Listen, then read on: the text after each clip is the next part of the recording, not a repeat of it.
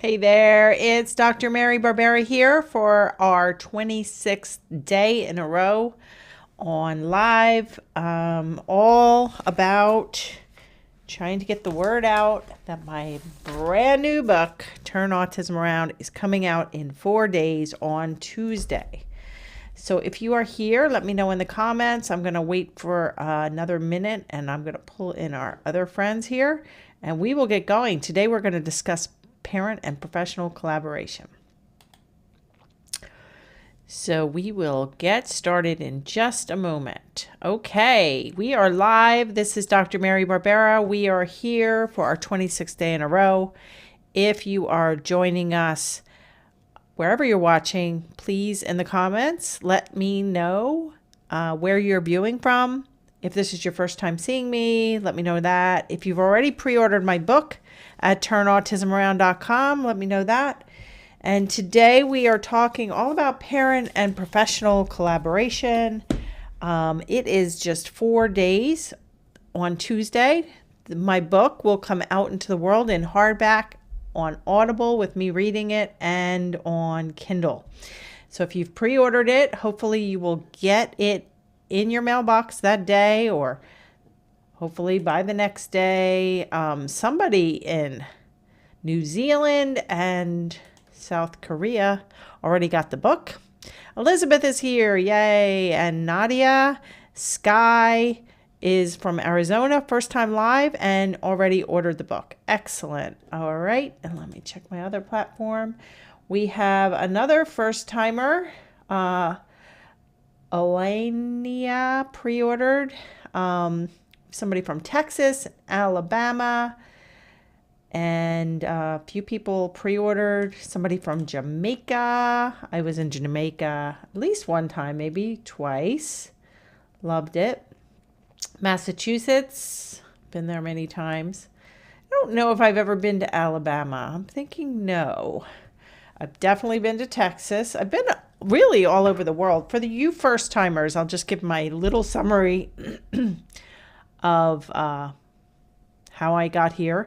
So I fell into the autism world when my firstborn son, Lucas, he is this guy here, when he started showing signs of autism, back after his first birthday. My husband first mentioned the possibility of autism when Lucas was just 21 months of age. I was at the time a master's prepared nurse. He's a physician. I told him, no, it wasn't autism. Never bring it up again. Fast forward, Lucas got a diagnosis of moderate to severe autism the day before he turned 3. I felt like I needed to learn all I could about behavioral treatment for children with autism and became a specialist. I became a board certified behavior analyst, earned a PhD. In 2007, I wrote my first book, The Verbal Behavior Approach, How to Teach Children with Autism and Related Disorders. It's in over a dozen languages. I traveled around the world to many places like Texas and Massachusetts, and I traveled internationally. I was in Australia 3 times. I was in the UK, France, many places, Germany, to present on autism. And in 2015, a few years after I earned my PhD, I started my first online course for parents and professionals. And fast forward to today, I am publishing this new book coming out in just 4 days. And this is the book I needed all along. Come full circle. It's the book I needed when my husband first mentioned the possibility of autism because I didn't know what signs to look for. I needed this book when Lucas wasn't potty trained, when he was still having accidents at the age of 5, when he was not sleeping in his bed through the night at age 10. So I'm really hopeful that this is going to reach as many people as possible. We have some people here that are on our book launch team. That's over 750 very like-minded parents, professionals, grandparents. They've all pre-ordered the book and they're in. So we are 4 days away and it's very exciting. Okay, so we have another first timer. So I caught you all up. If you don't know how to pre-order, just go to turnautismaround.com and all the pre-ordering information you'll get right away. You'll be able to read the first chapter, and you'll get an audio for the second chapter, and there's some other bonuses. So know that once you fill out, not just pre-order on Amazon, because we don't get any of that information. You got to go to turnautismaround.com, give us your information, and we will give you all the goodies, all the free stuff that comes with the book. Because the book is filled with forms, sample sheets, blank sheets. It's an action guide. So you're going to need those forms. I mean, you could take the book and you could make copies, but we're going to give you like fillable PDFs and everything that you need to really take action. This is not the kind of be the book, put it on a shelf. No, this is like roll up your sleeves. I'm going to tell you what to do in the right order. So today I thought we would have just a discussion about parent and professional collaboration and focus on that topic. And if you have any questions about parent and professional collaboration, let me know. And if you are having questions about the book, happy to answer those as well. I want to be in the field now so I can help work with kids with autism, Anish says. And we have a lot of grandparents in our online courses, in our book launch team, and we have a grandmother here who's introducing herself. So Anish, I became a professional after Lucas was diagnosed. I was already a nurse, and I had my master's degree, and I was already presenting on nursing. I was publishing in nursing journals. I was already doing some research in nursing. And then I kind of transferred those skills over. I did write a really cool article called The Experiences of Autism Mothers Who Become Behavior Analysts, a Qualitative Study, which you can just type Mary Autism Experiences of Autism Mothers Who Become Behavior Analysts, and it should pop right up. That you can download and read that whole thing. It is a process, and what I usually say to parents who are very interested in moving forward and becoming a professional is make sure your child is in good shape. Make sure they're getting the services they need, and you have time to devote. Because back when I became a behavior analyst, the requirements were not as stringent for me to work outside the home with other kids, for me to do 1,500 hours. It was much different back then because there were hardly any behavior analysts. I was among, I think my number's like 1,200. So I was, 1,200. There were only 1,200 behavior analysts when I became a behavior analyst. And that was in 2003. Now there's like 50,000 or something like that. So I got a brand new shirt, has Empower on it. And my mission is really to empower parents. I also want to empower professionals, but I really want to empower the parents. So if you are a professional, I want to teach you how to empower the parent, because the parent is going to be with us, with the child long term. The parent has the most to gain or lose. The parent has the most variables going on in their home, whether they're a blended family, whether they work outside the home, full time, whether they have multiple kids. They have a lot more than just Johnny at school with his IEP. So we have to consider the parent, and we have to try to get the parent to want to be involved, want to teach, want to learn, and want to be the captain of the ship. And I've had professionals say, well, not everybody, is cut out for it. Some people, you've probably heard of like the Maslow's hierarchy of it's not skills, hierarchy. Your basic needs are at the bottom. So if you do not have food, shelter, those basic needs in place, you're going to have a very hard time learning this information, because you really just have to get back to the safety needs. But safety is part of that wrong. And if people don't feel safe and they can't keep their kids safe, then really safety has to be first. I know I did a live. There's a chapter in my new book on safety. So we just have to meet parents where they're at. And just like we have to assess the child, we also have to assess the family and assess what their needs are. Okay, so somebody here says, I have a 2-year-old son who has eating problems. How can I help? Yeah, so there is a chapter in my new book on feeding, which is a really great chapter. I also did a video blog and a podcast on feeding. So after this is over, you can search Mary Autism Feeding and you can watch those free resources. But I would really encourage you to get the book. And one of the things I learned from writing while I was writing the book about feeding is that picky eating and having feeding issues is actually one of the diagnostic indicators for autism. So if you have a 2-year-old who's extremely picky and a 2-year-old that's not picky, both with other kind of early warning signs or potential red flags for autism, the picky eater has a much higher chance of getting a diagnosis of autism.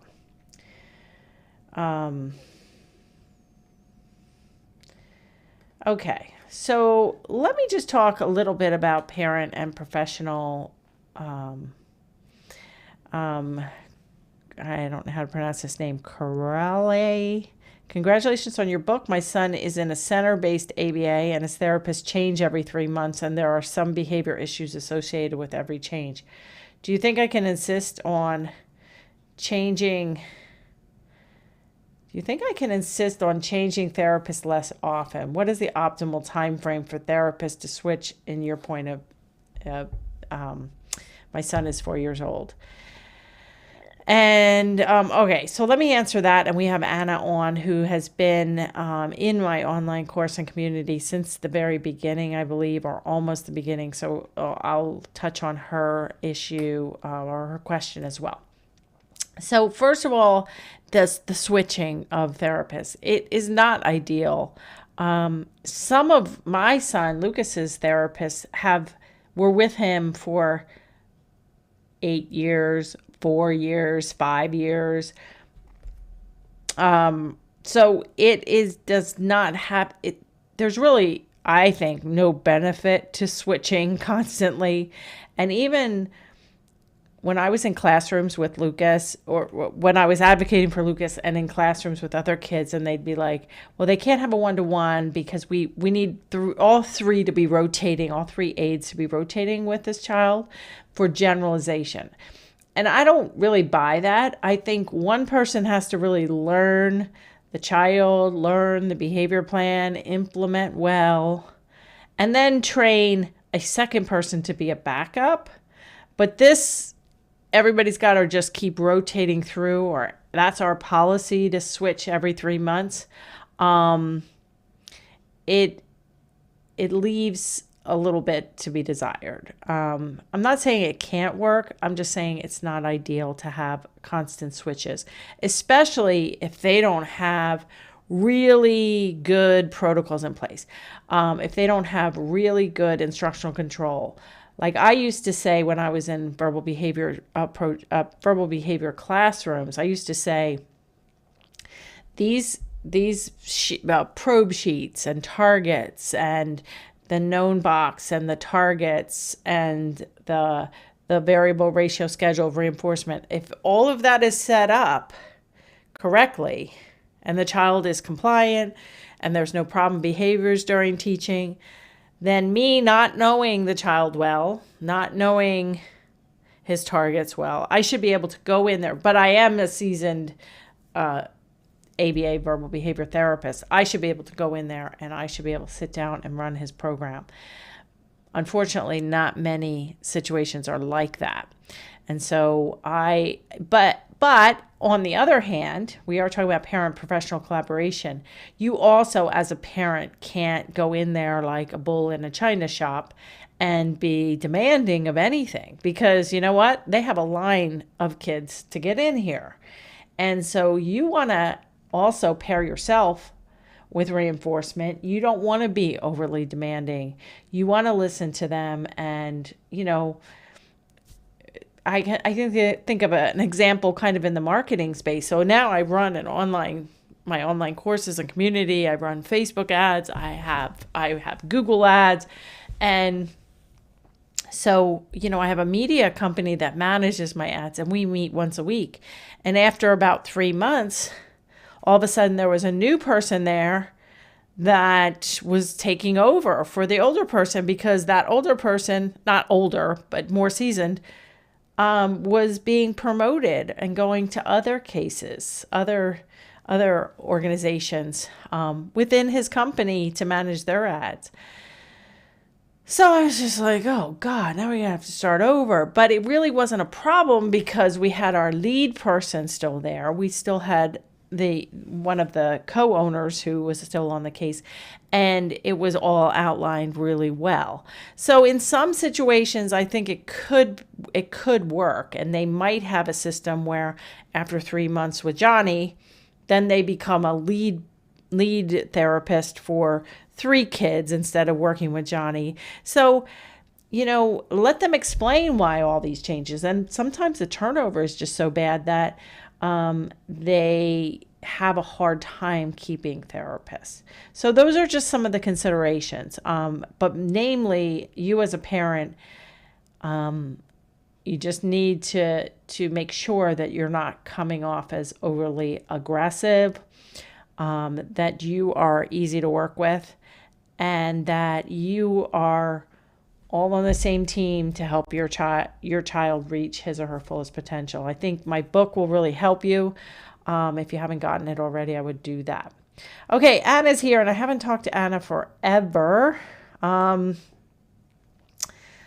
Okay, so Anna said, painful topic about becoming a professional. After finishing 2 years of training towards a BCBA certification, I'm struggling. Should I pursue the certification? So many pros and cons.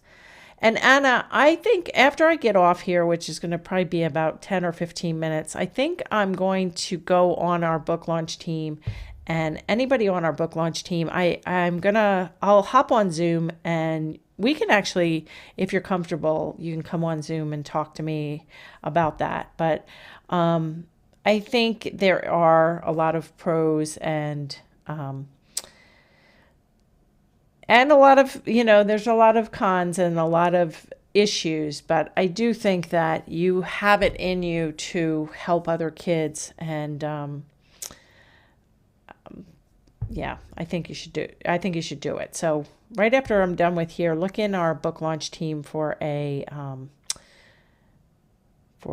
Zoom link. Okay. Pamela said, how do you acknowledge parental exhaustion, need for a break, with the importance of involving them in therapy? Yeah. And I'm not saying that the parent has to be sitting there every trial. If they've got 20 hours of ABA therapy in place and their therapist is coming to the home and they are doing the programming in the home, I am not an advocate of parent sitting there for 20 hours. I mean, that doesn't even make sense, because parents, that's a lot of time. And they also have the other waking hours is about 100 hours a week. So if they have 20 hours of in-home therapy, they still have 80 hours a week to try to engage a child. So I'm saying, or maybe the child's going into a center for 20 hours a week. We just want to make sure there's parent-professional collaboration to make sure we are working on the right things in the right order, based on family values, based on where the child's at. We are not running programs that make a child miserable. We are child-friendly approach. We are parent-friendly, and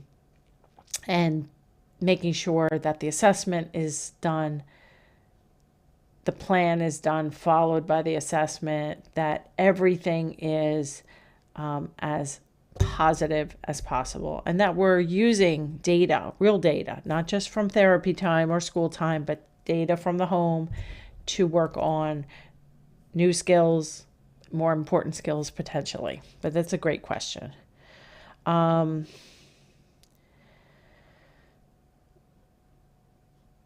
can I make suggestions to her special ed teacher? Okay, my daughter makes verbal requests at home, but the teacher at the EIP program told me she does not make verbal requests, so they don't know when she needs to go to the potty. And she has accidents. They put her in pull-ups and try to take her more regularly when I'm away. I can't help. She goes potty on her own at home, so I'm working on pairing verbal requests with potty. Do you have any other suggestions on what I can tell and how I can tell that make suggestions to the teacher? We can't get into really nitty gritty, but I would say that through my book and through my online courses, but definitely in my book, I teach you or the teacher, preferably both, that you get on the same page and you do the one-page assessment form, the one-page planning form. There's a whole chapter on potty. So there's a potty assessment, there's a potty plan. So her just going at home whenever she wants independently is not going to help with her going at Walmart or her requesting at school. So there are procedures in the book, namely working on keeping her on a schedule at home, taking data potentially at home to coincide with her awake time at school, so that the child's not getting a different potty plan at home than she is at school. And you might say, well, like, I don't have time and she's okay, but is she really okay? Is she doing the whole bathroom routine independently, or is she not wiping or not flushing or not washing her hands completely or taking her clothes off or whatever? If she's doing any of that, then we have to kind of go backwards to fix those things before we can go forwards. At the minimum, when she is going to the bathroom, we've even one situation, we had a little girl who was kind of in the same situation, going at home by herself. We actually had an eye hook that we put on the bathroom, so that, and a picture of the potty. So when she got to the door, it was locked. She'd have to go and request with a picture of the potty for her mom to open the door and for her mom to help her with the whole routine. So there's just like one little maybe possibility that you could work with the teacher to get your child not to be confused. Okay, so I'm getting a lot of questions that are related, which is great. So Nicole said, my daughter is 2. She has met all the first year milestones except for she doesn't have eating problems or sleeping issues. She doesn't have a lot of tantrums. The only problem is she only says 5 words in 60 minutes and she doesn't follow directions. Could she have autism or speech delay, in your opinion? I don't know. Either way, about half of our members in our toddler preschooler course do not have a child with a diagnosis of autism. Many of them are like your daughter, where they are just showing some signs potentially. Everything in my book is child friendly and engages your child. So it could be that she has early signs of autism. In addition to looking at eating, sleeping, you can do the MChat, which I talk about in my book. I also have a video blog, and looking at things like pointing with her index finger. How is she doing with play? Does she play with certain things over and over again? But it's not going to hurt you to kind of treat it like autism and help her catch up. And so in my course and in my book, I talk about people who I've never met. I've never watched their videos. I never gave them any feedback, going from 2 words an hour to 180 words and phrases an hour in a month of my online courses. So I know how to teach kids to talk. I know how to teach you to teach your child to talk. And I know also how to teach you how to get her to follow directions. Okay, so turnautismaround.com for all the information. Nicole is adding she did have an ear infection for a month when she was 17 months old. Could this delay speech? It definitely could.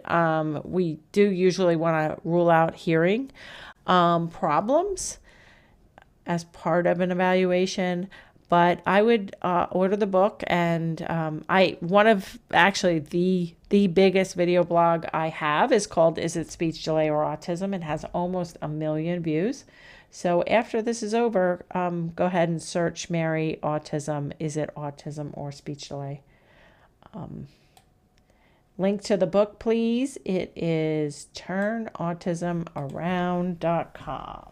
Turnautismaround.com. I am on a one-woman show here today, and this is my 26th day in a row. Olga said, I wish all states would have ABA specialist companies who practice your approach, Mary. Yes, that is the dream. And I don't think it's that out of the question. I did a paper when I was getting my PhD on, I forget what the paper was on, but I kind of fell into this learning that there was a book in 1993 by Catherine Maurice called Let Me Hear Your Voice. And it changed the whole world. Because it created such a need for ABA and the Lovas type of ABA approach. It created the need for the whole board certified behavior analyst credentialing system. And I think my book is much more step-by-step. And I really do think that it is going to create a need for early intervention specialists and for behavior analysts and for parents to join hands and learn how to do this, because my approach is simple. It's 4 steps: assessment, planning, intervening or teaching, and evaluating using easy data. That's it. And no matter what problem you're having, what delay your child's having, we can turn things around. Maybe we can't turn things around completely, but we can turn things around. Even if your child is older and more impaired, even if your child doesn't have autism and it's just a speech delay, it doesn't matter. Okay, so things to look for. There's always a lot of questions about how can I find somewhere that uses your approach. That's going to be tough because only a few thousand have taken my online courses. But once my book comes out, there'll be more people interested. But for now, I use the VB map as an assessment that is used in many places around the country and around the world. So I'd say for now, I would search, say you were in San Diego, California. I would search autism, ABA, verbal behavior, VB map, B as in boy, map, MAPP. And then I would put San Diego, California, and I would see what comes up. Hopefully in 5 years, you'll be able to put Turn Autism Around approach, San Diego, California, and you will be able to find people. But for now, I would stick with providers who not only use the VB map, but actually use it, are familiar with my first book, The Verbal Behavior Approach, are keen on learning about the Turn Autism Around approach, are keen on working with you, the parent, because if not, you might be signing up or standing in line waiting for something that's not what you're going to want in the end. So that is one thing. That's how you find somebody that's in some kind of congruent state with you. People ask, well, what about home versus center-based versus school-based?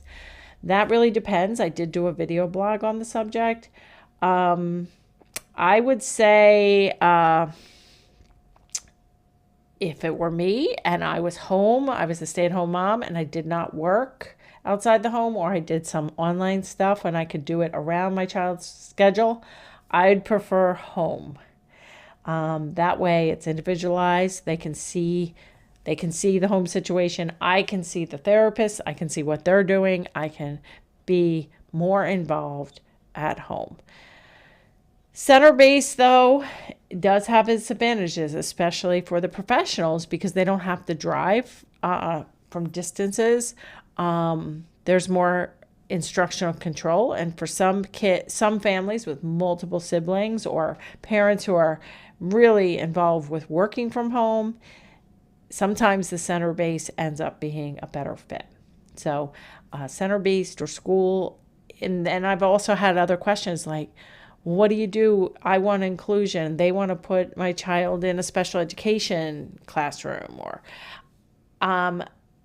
you need to evaluate. It doesn't matter if they call it life skills, or if they call it an autism class, or they call it partial inclusion, or they call it whatever. Is it going to meet your child's needs? Are they going to be open to parent input? Are they going to assess, plan, or let you assess, plan with them? Are they going to work on goals? Kids with autism need a lot of one-to-one instruction, intensive teaching. And even if they're at level 1 VB-MAP or level 2 or 3 VB-MAP. And so that's one of the mistakes I see parents making, and sometimes professionals. Oh, they're really quote unquote high functioning. We're going to push them into inclusion. That's great. Parents are happy. Professionals kind of get out of that one-to-one, which is time consuming, costly. But in many cases, the kids are not ready. They still need a lot of one-to-one instruction. So if they're going to a center, how much one-to-one instruction are they getting? Are they getting programming based on the VB-MAP, based on their assessment, based on their plan? Or is there a lot of free play time on the schedule? Is there a lot of circle time, craft time, snack time? This is what you want to look at. If you're going into a classroom you want to look at the kids' schedules, and you also want to look at the kids and see if they're happy, if they're getting a lot of positive feedback from the teachers. Like if you are there observing and the teacher's like, stop that, Johnny, we're going to put away that jump rope because you can't play nice. If they're saying that with a visitor in the room, that's not a positive environment. So I would look for very positive people, a good ratio, lots of one-to-one instruction based on a verbal behavior ABA assessment. And sometimes you have to kind of create something when most places in the world won't have what your child needs, in my opinion. All right, let me see if there's any burning questions about the topic. All right. This person said, I would love to be a part of your course because it's very hard to find a speech therapist and the behavioral therapist in Jamaica. Everybody seems to be full and can't take a child right now. Yeah, and that's what a lot of our parents, grandparents, and professionals in the course are. They are putting together programs to help their kids right now. So you can go to my main website, marybarbera.com, and look up at the top. It'll say courses. You can do a drop down to learn more about the courses. You can also attend a free workshop. And that's all on my website as well, marybarbera.com. Okay. And Anish said it's important for us parents to really do the work. And to figure out what professionals you need to help you. Because trust me, I've had lots of professionals in my home, in working with Lucas at school, working with Lucas in the community. And if it would have just been about me, I wouldn't have had much of a life. I would have been stuck, just teaching Lucas. Which for some people that's enough, but I knew for me, I did not want to be homeschooling him with just me. I wanted to learn how to advocate to get him what he needed. And we had, 10 years of au pairs live with us. Those are nannies from other countries, so that he got the support and the safety and the engagement he needed while I was studying for my PhD, writing my first book, traveling the world. And I also had another son who also was little when we first got au pairs. So whatever, financially you can do, some people really piece it together with family members, with older siblings, keep the kids engaged, learn how to do these types of therapies. We have church volunteers. You go to colleges or the Girl Scouts or Boy Scouts and get volunteers. People make it work. You don't have to necessarily have a lot of money to make it work either. You just need to be creative and get people that you trust to keep your child engaged.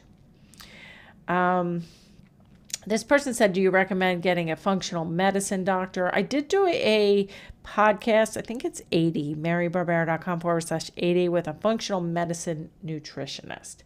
So in my book, I talk about how medical issues can really get in the way and be the cause of these behavioral issues, be the cause of meltdowns, be the cause of not speaking well. So I don't really talk about functional medicine or medical treatment per se. I just say that that's part of the assessment. And if you have a child with medical needs, in fact, I think yesterday or the day before, I did a whole Facebook Live and YouTube Live on medical issues. So you might want to check that out. And Dolores said, she's in our online course, she's a grandmom. She said, my daughter's family moved in with me. That was their solution. And that's not the first time I've heard that. I know I got a lot of support from my parents. Yeah,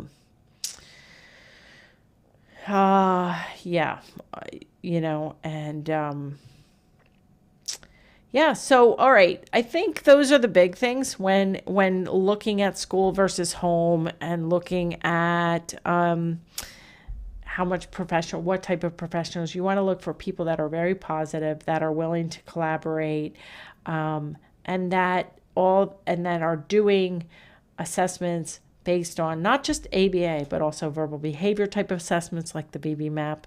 If they're familiar with my work, my courses, I know lots of parents in my courses are like, oh, I started talking about MANS and TACs, and they were like, where'd you learn all this? And they said, well, I took Mary Barbera's course, I'm taking it. And they were happy that the parent was learning. So it was, but my books are not just for parents. My first book is used for graduate level ABA coursework. This new book is for both. So even though I'm directing it to the parents and really it's all about empowering the parents, we really need the professionals to learn how to work with families, how to work with kids to help each child reach his or her fullest potential, be as safe as possible, as independent as possible, and as happy as possible. We have 4 more days till Tuesday, till launch of Turn Autism Around. So if you haven't ordered it, do that right now, turnautismaround.com. I will see you here tomorrow. I do the lives even on the weekend, so I will see you here, and have a good night. I'll talk to you later. And if you are on the launch team, look in there. I'm going to post a Zoom link, and I'm going to hop on with you to answer some questions. All right. Have a good one. Bye.